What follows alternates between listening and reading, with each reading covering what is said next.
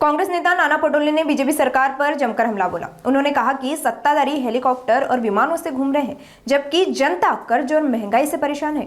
पटोले ने आरोप लगाया कि नागपुर 19 साल की बीजेपी सत्ता में भकास हो गया, पानी, जमीन और विकास के नाम पर लूट हुई। अडानी मुद्दे पर उन्होंने कहा कि मुंबई और सरकारी संपत्तियां उद्योगपतियों को सौंपी गई। लाडली बहन योजना को चुनावी लालच बताते हुए पटोले ने कहा कि महिलाओं का अपमान किया जा रहा है। आइए सुनते हैं क्या कहना है नाना पटोले का। मी तर आता फक्त नागपूर महानगरपालिकेच्या प्रचारामध्ये आहोत आणि नागपूरमध्ये यावेळेस काँग्रेसचा तिरंगा फडकेल अशा पद्धतीची परिस्थिती आहे।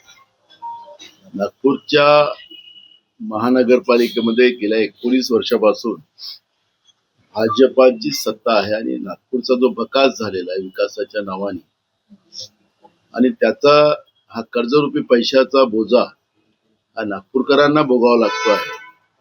जे आश्वासन 2007 मध्ये भाजपने महानगरपालिकेत येताना दिलेलं होतं की आम्ही 24 तास पाणी देऊ, स्वच्छ पाणी देऊ, त्याच्यामध्ये पाणी नाही दिलं, पण लोकांकडून पाण्याच्या नावाने पैसे लुटण्याचं काम या भाजपने केलेलं आहे।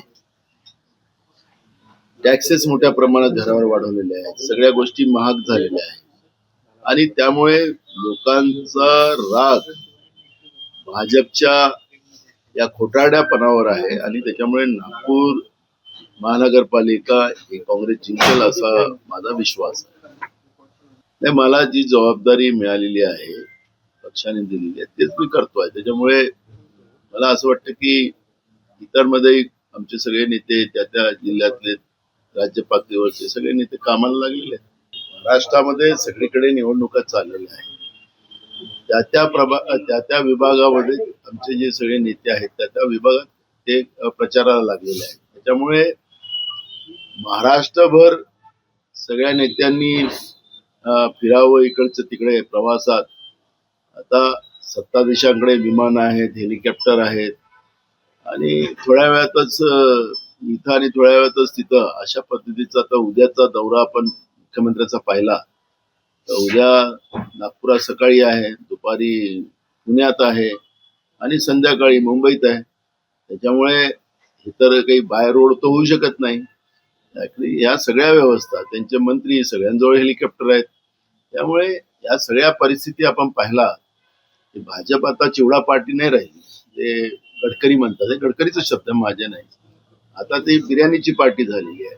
त्यामुळे तुम्ही ह्या प्रचारामध्ये आमचे नेते इकडे आले नाही तिकडे गेले नाही असं सांगण्यापेक्षा आमचे नेते त्या भागातल्या महानगरपालिकेमध्ये कामाला लागले। बघा, मुंबई शहर हे अडाणीला विकलेलं आहे भाजपनी, हे नाकारता येत नाही। नवी मुंबई असेल, मुंबई असेल, या सगळ्याच्या सगळ्या शासकीय जमिनी असतील, शासकीय प्रॉपर्टी असतील, या अडाणीला दिलेल्या आहेत। राज ठाकरेंनी जे काल प्रेझेंटेशन अडाणीच्या बद्दलचं मांडलेलं आहे, की अडाणी काय होते आणि अडाणी आता काय, ज्या पद्धतीनं भाजपनी अडाणीला पूर्ण देशच विकायचं ठरवलेलंच आहे, तर त्याच्यात महाराष्ट्र सुद्धा बाजूला राहू शकत नाही आणि म्हणून महाराष्ट्राचं अडाणीला काय काय दिलं त्याचं एक विश्लेषण राज ठाकरेंनी मांडलेलं आहे, ते प्रेझेंटेशन मांडलेलं आहे आणि ते खरं आहे। भेटी भाग वेगळा आहे, कोणी उद्योगपती कोणाला भेटायला जात असेल, कोणी सामान्य माणूस कोणाला भेटत असेल आणि तो नंतर राज्य त्याला सत्ताधीश त्याच्या झोळीत टाकायला निघाले असतील आणि महाराष्ट्राची बर्बादी करत असेल तर त्याचं समर्थन राज ठाकरेंनी केलं नाही। त्यामुळे भाजप आपले पाप लपवण्यासाठी तुम्ही याला भेटलं होता, तुम्ही त्याला त्याच्यासोबत होतात आणि बोलायला कोणाबरोबर काही अडचणीचा भाग नाहीच आहे, पण याचा अर्थ असा नाही की तुम्ही महाराष्ट्रच त्याला या सगळ्या आपले पाप लपवण्यामध्ये महाराष्ट्र जो विकलेला आहे ते पाप लपवण्यासाठी तुम्ही IT सेलचा फायदा घेऊन राज ठाकरेचे आणि अडाणीचे फोटो दाखवत असाल तर ही घाबरलेल्या बीजेपी आहे, ही वस्तुस्थिती लोकांसमोर येऊ देत नाही आणि त्यासाठी या पद्धतीचं हे नालायक कृत्य बीजेपी करते असं मी म्हणेन। फडणवीस यांनी माझ्यावर जर टीका केली असेल तर मी त्यांच्या वरिष्ठांशी बोलेल, कारण की वरिष्ठांशी बोलून मी युती केलेली असे अजित पवार यांनी म्हटलेलं आहे। मी अनेकदा सांगितलं की ही तिरकुट तीन तिगाळा काम बिगाळा जे सरकार महाराष्ट्रात आहे त्यांचं विधानसभेतही अनेकदा आम्हाला जाणवतं. एखादी योजना असेल मुख्यमंत्र्याच्या नावानं तर मग शिंदेचे मंत्री कसे विरोध करतात, मग अजित पवार कसा विरोध करतात. म्हणजे या सगळ्या प्रक्रियेमध्ये महाराष्ट्राच्या विधानसभेतही त्याचं दर्शन आपल्याला सगळ्यांना झालं असेल. एक शिक्षण विभागाचा प्रश्न मी उपस्थित केला होता आणि त्या प्रश्नामध्येच ते दादा घुसेंनी माझा काय दोष आहे, तुम्ही मला बीजेपी वाले घेरताय असं म्हणाला तो. आणि तो अजित पवाराकडे बोट दाखवत होता की तिकडून मला पैसे मिळाले आणि मी काय करू.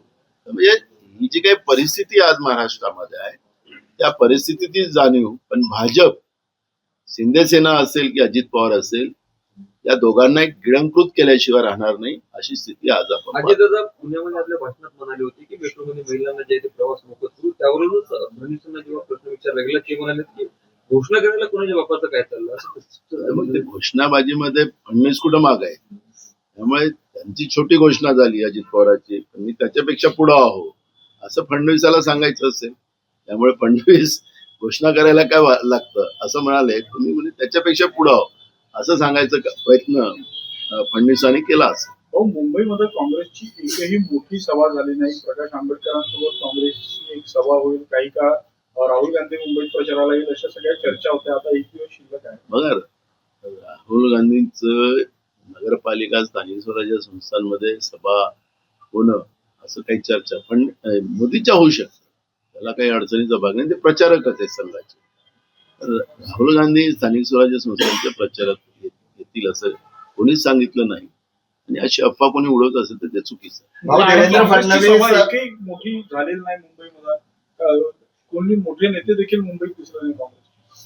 त्याने आमचे स्थानिक पातळीवरचे तिथले आमचे खासदार वर्षा गायकवाड असेल सगळे आमचे नेते आमदार आहेत ते त्या पातळीवर सभा घेतात आहेत आणि मोठ्या सभा होतात आहेत.